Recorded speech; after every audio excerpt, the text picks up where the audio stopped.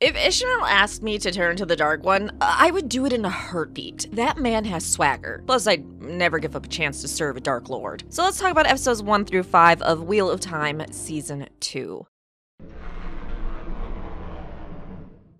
First, I find the choice to strip Maureen of the One Power to be a stupid decision by Amazon. I'm not sure why they decided to make this book change, and it sucks to watch. It sucks. I get they wanted her to stay in the show, and in the book she disappears for a bit, but no. But then you have to realize they paid a lot for an actress of her caliber, and that was part of the draw of the show, so I guess they're just going to use her as much as possible, even if that means twisting and perverting her storylines. Which means her and Lan's trajectory is changed as well. Though they did keep the meeting of the two where Lan threw her in the pond and she used the One Power to soak him, so I absolutely love that. But all of this, Maureen being a psycho ice queen to him, is to get Lan away from her like he is in the books, which real quick, if you're interested. In the books, he thinks Maureen dies when she fights Lanfear, and they go through a special door that gets destroyed with them in it, Maureen and Lanfear. Lan assumes that Maureen is dead, and his bond gets transferred to another Aes Sedai that Maureen had set up in case anything happened to her. Because, as we saw in the show, when a warder loses their bond with their Aes Sedai, they will kill themselves. Which, you know, is why the Aes Sedai and the sexy warders were keeping an eye on Lan for a few episodes. They were waiting to see, okay, is this guy going to take his life? So to circumvent that in the books, she just has it automatically set up, okay, your bond will go to another Aes Sedai. In the show, they just made it, oh, she gave it up willingly without death, so it's different, you don't want to kill yourself. What is interesting is the same goes for the Aes Sedai losing access to the One Power. Maureen should be in absolute despair and just not wanting to live. I'm assuming knowing that she has to live to help stop the Dark One keeps her going though. I'm also assuming if she gets the One Power back, they won't do it like it's done in the books, where if a man doesn't heal her, instead a woman does it, she has diminished abilities. Or maybe that'll just add a whole new layer to her character. Maybe they don't want her as powerful as she was before she ended up being cut off from the One Power. Or maybe she ends up finding a guy that can do it, even though it's not a gentleman that's the first one to do it, but they're changing book lore, so who knows. I'm really hoping, and I doubt they'll go much longer without her finding a way to reconnect to the One Power, because Maureen without it for the rest of the Wheel of Time series would just be so stupid. Now it is fun, I will admit, to see her use the skills she's acquired over a very long age instead of just her powers. It has made some interesting encounters and forced her to be a little less icy, especially with Rand, who I am absolutely loving this season. He was alright in the first season, but now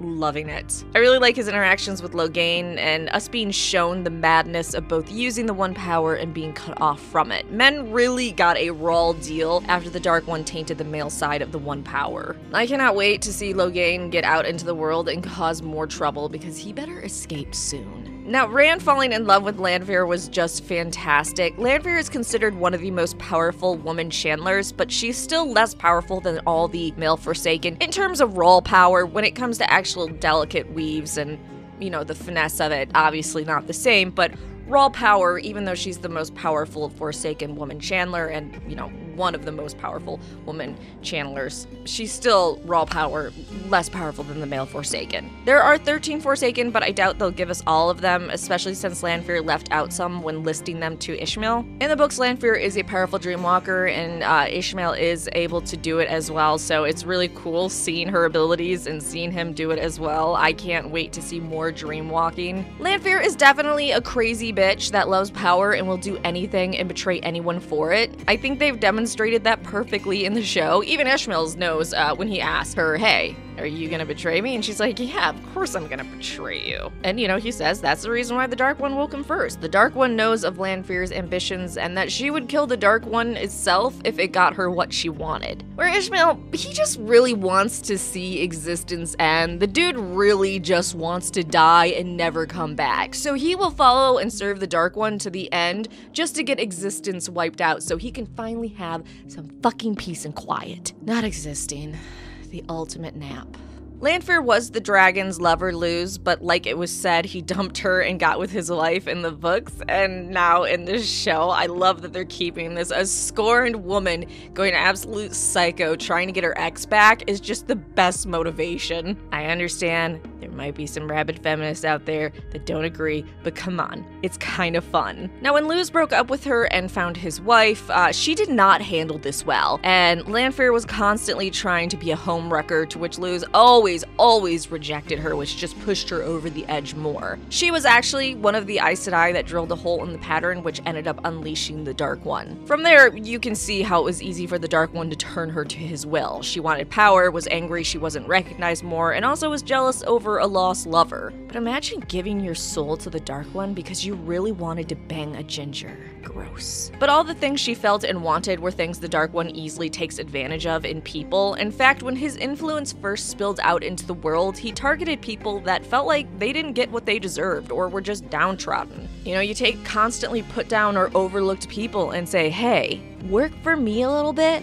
Not only will I give you power right now, but I will give you everything you ever wanted when I remake existence. I mean, that's very powerful to people that are angry or slighted or just in a desperate position. And we've seen through the show, such as Min, you know, the Dark One and the Forsaken and the Dark Friends will take advantage of those people to get them to do what they want them to do. Which brings us to Liandrin. She is another example of the type of person the Dark One goes after. She grew up poor and had to do things she felt was beneath her to survive and support her family. But she was always kind of, you know, a little bit corrupted, such as when she first got the spark as a little girl, she used it to make people do what she wanted through compulsions, and these compulsions usually caused damage to her victims. So she wasn't great right from the start. She also joined the Red Ajai, but secretly the Black Ajai, as we saw in the show. Now, the Black Ajai are Aes Sedai that have sworn themselves to the Dark One secretly. I think that's pretty obvious, and are trying to undermine the White Tower and Aes Sedai while carrying out their own missions to bring the Dark One fully into the world. It is interesting that they've given Liandrin more to do in the show and taken her out of certain interactions, but I think it's all to streamline the show, and honestly, I don't blame them. Having Ishmael jump all over the place, I think, is accepted, but if they had more characters doing this, just popping up in different places all the time, I feel like viewers might get a little bit like, okay, this is getting a little weird. I'm having a hard time following what's going on. Next, Nynaeve. She always looks like she's on the verge of tears, and it's so hilarious to me. She has two moods, pissy and teary-eyed. I guess that makes sense, as in the book, she's a dramatic, traumatized, perpetually angry woman whose emotional outbursts are almost hilarious at times. So, I mean, I guess they're doing that pretty well. The Arches test was done really well. At first, I was like, watching the first two tests going, okay, this is all super easy. But that final one where she lived years of her life, had a family, had her friends, had a daughter, and then lost it all, absolutely brutal. That last moment of her going through the arch with her daughter and then her disappearing. I can't imagine the trauma that is living in her brain right now, along with everything else she had experienced in her life. I think they did the Elaine and Nynaeve dynamic perfectly, a stuck-up, constantly angry woman versus a stuck-up noble who is calm and collected and used to getting her way. They're supposed to butt heads. I'm kind of dreading seeing it on screen because I just really don't like those dynamics, but they're doing it really well. Egwene is captured by the Seanchan, which can be a bit confusing, I think. If you're curious, they have their own land across from the continent most of the story we've seen take place so far. Their empire seeks to destroy all those of the dark, but also consider women that can channel to be nothing more than animals that need to be leashed. Which is what we saw happen to Egwene. She is now at the complete control of her leash holder. Perrin is a hit and miss. He seems super whiny and mopey, but in fairness, he killed his wife, lost his friends, and is now becoming a wolf brother, which I don't think anyone is prepared for. How they're showing his visions are fantastic. I love it so much. Elias is one of my new favorite characters. I want a miniseries of him just living his best life with his pack. The Mat recast is so funny to me, and I love that they didn't mention or try to explain it. Just a new guy in a cell being interrogated by Liandrin. Wonderful, just wonderful. I'm waiting to see how Min and his relationship go. Obviously, she's trying to turn him to the Dark One so that Ishmael will take away her gifts to see people's futures. I don't think the vision was of Mat killing Rand. I think that's either someone that is illusioned to look like Rand or a trick somehow. Min's story has been changed from the books to have her chill with Mat, and honestly, I'm not that mad. They need to do something fun with Mat soon because he's kind of sucking.